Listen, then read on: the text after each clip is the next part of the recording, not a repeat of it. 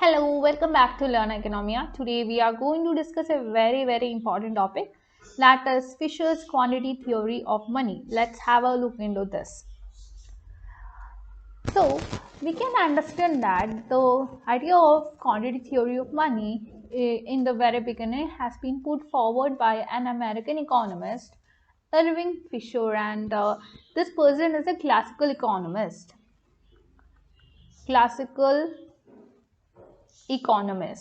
And you can see Irving Fisher here, and his quantity theory of money is known as one of the pillars of the classical school of thought. And this particular quantity theory of money is identified to be one that establishes relationship between two aspects. First is the quantity of money that we have in the economy and the general price level that we have in the economy. So we do have a quantity of money on one side, quantity of money, and we do have general price level on the other side. So what this person identifies here is that there exists a direct relationship between the quantity of money and general price level. He also says that this direct relationship that exists between quantity of money and general price level is not only direct but also proportional. So that means, as far as direct is concerned, when quantity of money increases, that will be increasing the price level. So when quantity of money reduces or falls, that will be reducing the general price level. So this is what tells about the direct relationship. What about proportional relationship? Let's assume that the quantity of money is increasing or reducing by 5%. And if this happens by 5%, the price level, the general price level would also be increasing or reducing by the same 5%. That is, if the quantity of money is increasing by 5%, price level would also increase by 5%.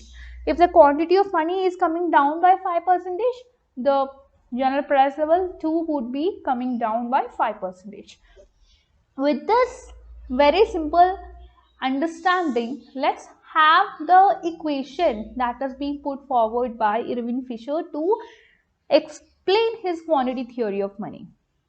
That is, MV is equal to PT. So this is a very famous example that is being used by the classical school of thought.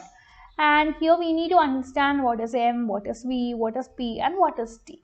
Here M stands for the money supply in the economy. That is the quantity of money that is there in circulation. And V here stands for the velocity of money. So velocity means the number of times that money changes hands. Money changes hands. So that means when you get your salary, you would be using, let's assume that you're getting salary in liquid cash in your hand, and what you do here is that let's take the case of rupees 50. You are taking a 50 rupee denomination currency note from your entire salary and you're spending it. Let's assume that you're purchasing some fruits from a grocery store and you are paying rupees 50 there. So what the shopkeeper do here is that when somebody comes to the shop to get change or balance amount, this person, the shopkeeper, would give this 50 rupee denomination currency note to that particular person. That is, from your hand, this is you have given this 50 rupee note to shopkeeper, and shopkeeper is giving the same 50 rupee notes as a balance to person A. So what person A can do is that this person A will be spending it in a bus. So this person will be spending it in a bus to take tickets for his travel. And so the conductor would be taking this money from person A, and the conductor would be giving this very same currency note to yet another person, let it be person C. And person C would be you spending the same currency denomination or the same currency note somewhere else.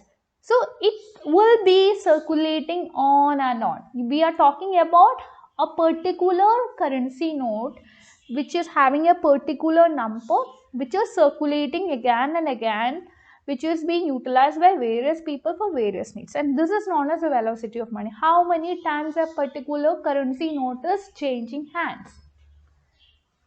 Then coming to P.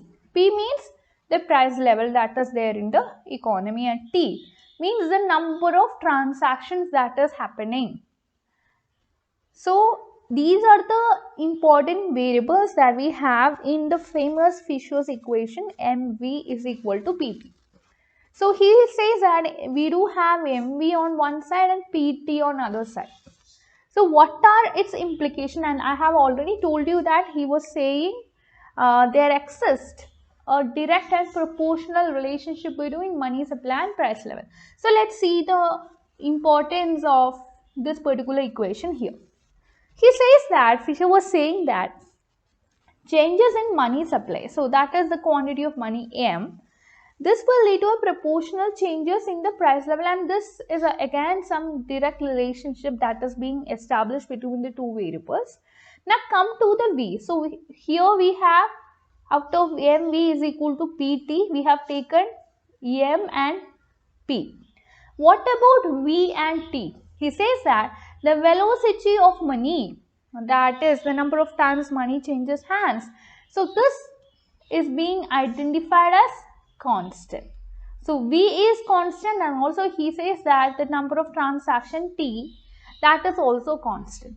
He also says that the money supply is something that that is being influenced by the monetary authority, because the monetary authority of a country, that is the central bank of a country, will be dealing with the money supply. So whenever money supply is changing, that will have the price level to get affected. So the price level would be getting affected as a result of the changes in money supply. When money supply increases, price level would also rise in direct and proportional manner, and when when money supply falls, price level would also be falling again in direct and proportional manner. Why? Because we are assuming that our V is constant and also our T is constant. So we can put like this. Okay, now this MV is equal to PT. This is what Fisher identified as the equation of exchange. So the equation of exchange explains Fisher's quantity theory of money very well. And he was also talking about the importance of maintaining a stability in monetary policy. Why? Because this is important to avoid fluctuations. We do have economic fluctuations happening, and the monetary policy's intention is to have some overall stability in the economy, and to ensure that, it is important for monetary policies to take some instruments and actions as well as tools to regulate the economy to ensure stability there. But even though Fisher was actually one of the important economists who was putting forward his version of quantity theory of money, we can say this because after Fisher there have been many other economists who were coming up with their own versions of quantity theory of money. So especially you can talk about Milton Friedman. Friedman was coming with his own monetary theory, his own quantity theory of money. We call it as the restatement, Friedman's restatement of quantity theory of money. And there have been many other economists like Picou, Marshall, Keynes, etc. coming forward with their own demand for money versions later on. And we can here find that even though this person, that is Fisher, was putting forward one of the important change that we could have in the economy by giving a transformatory or revolutionary idea of quantity theory of money, this concept which is being given by Fisher is not free from limitations. So this theory or concept itself suffers from a lot of limitations and criticism, mainly because whenever this quantity theory of money by Fisher is taken into consideration, this would become inoperative below full employment level. You have to understand that the classicals always believed in the idea of full employment. They believed that all the resources are fully employed and utilized. Only we can have some, only some little unemployment would be there, and that would be again something very much deliberate. Otherwise there would be full employment of resources that is happening. But what happens if there is no full employment? If there is no full employment, if the economy is below full employment, that means if you are not utilizing all your resources efficiently without wastage, Fisher's quantity theory will not work. Also, this person was not taking into consideration the role of aggregate demand or effective demand or aggregate expenditure. He says that he always believed in a connection between price level and money supply. He was not concerned about aggregate demand, and that is again some aspect that we have to take into consideration to criticize his theory. This is mainly because Keynes was finding the role of, or he was identifying the role of aggregate demand in the economy that is very much important to be stimulated, especially during the times of depression or recession. But this was not taken into consideration by Fisher. Then, he was thus giving too much emphasis on money supply. Too much emphasis on something will spoil everything. This is what we can have in Fisher's quantity theory. And also, he was not taking into consideration the role of interest rate. But we have to understand that interest rate plays a very important role in influencing money supply, because when interest rate falls, what happens? Loans would be increasing. People have more tendency to take loans from banks, and when interest rate rises, what happens here?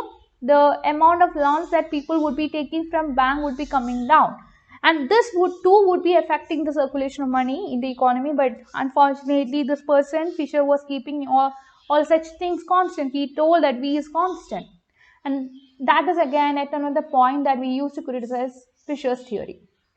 Also, he was neglecting all the other factors which influences the relationship between money supply and price level. For example, time.